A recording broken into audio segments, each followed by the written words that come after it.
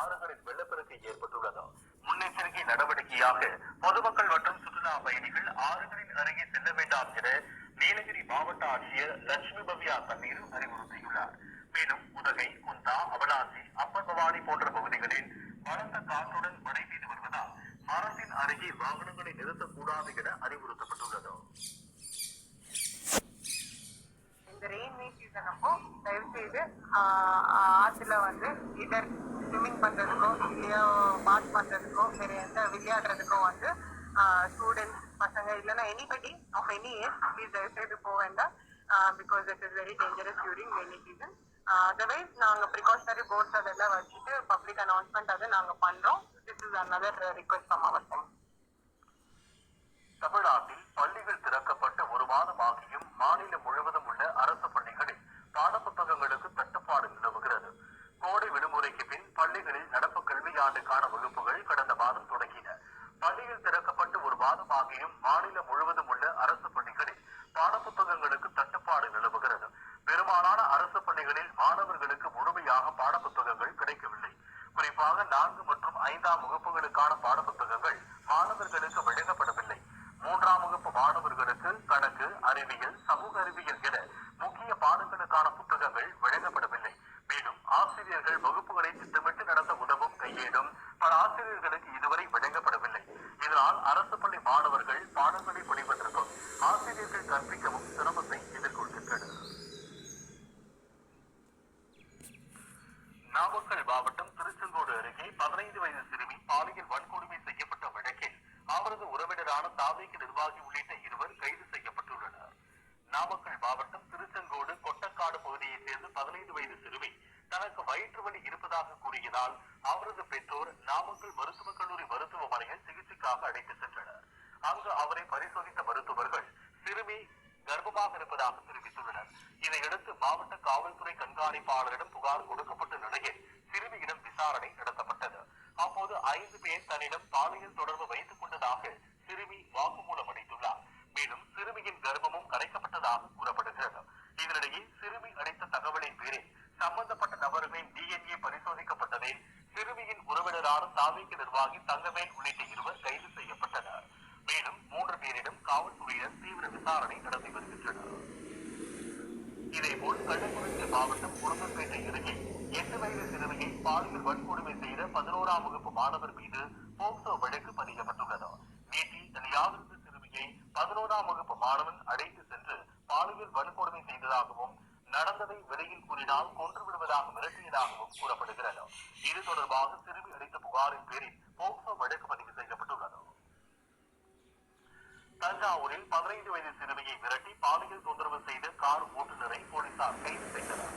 தஞ்சாவூர் மாவட்டம் நாசியார் கோவில் அருகே வசிக்கும் 15 வயது சிறுமிக்கும் அதே பகுதியை சேர்ந்த நபரிடம் கார் ஓட்டுநராக பணிபுரிந்து வரும் முகமது கையூப் என்பவருக்கும் இடையே பழக்கம் ஏற்பட்டுள்ளது.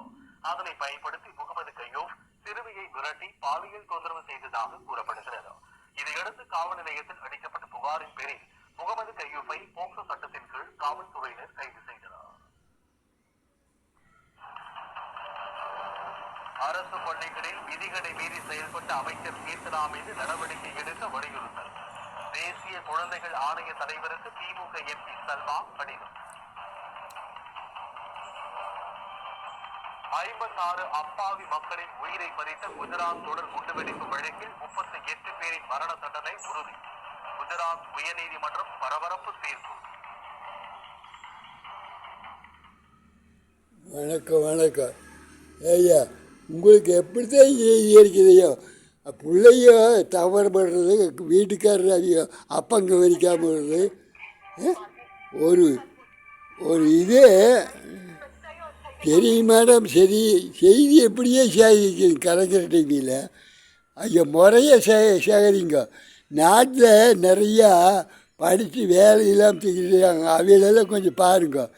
அது எங்கேயோ செத்து போனது, இந்த குழந்தைய எங்கேயோ ஏமாத்துறது, பைத்தியக்காரனாகிற பொண்டாட்டி இல்லாமல் இருக்கிறவ அவனால் எப்படி ஊருக்குள்ளே இருக்கிற என்ன விவரம்னு அந்த இடத்துல இருக்கிற எம்எல்ஏ பார்க்கணும் இல்லையோ, வட்ட செயலர் பார்க்கணும் இல்லையோ, அதுக்கு இங்கே தொண்டர்கள் இருக்காங்க. ஓட்டு பூத்துலேருந்து ஓட்டு வாங்கி கொடுக்குறீங்க இல்லையோ, அவங்கவுங்க மரணம் பாதித்து குழந்தைகள் எப்படி இருக்குது என்ன விவரம் ஒரு நோட்டீஸ் அடித்து விடாங்களே வீட்டுக்கு ஒவ்வொரு வீதிக்கு ஒரு போர்டு எடுத்து கட்டுங்களே.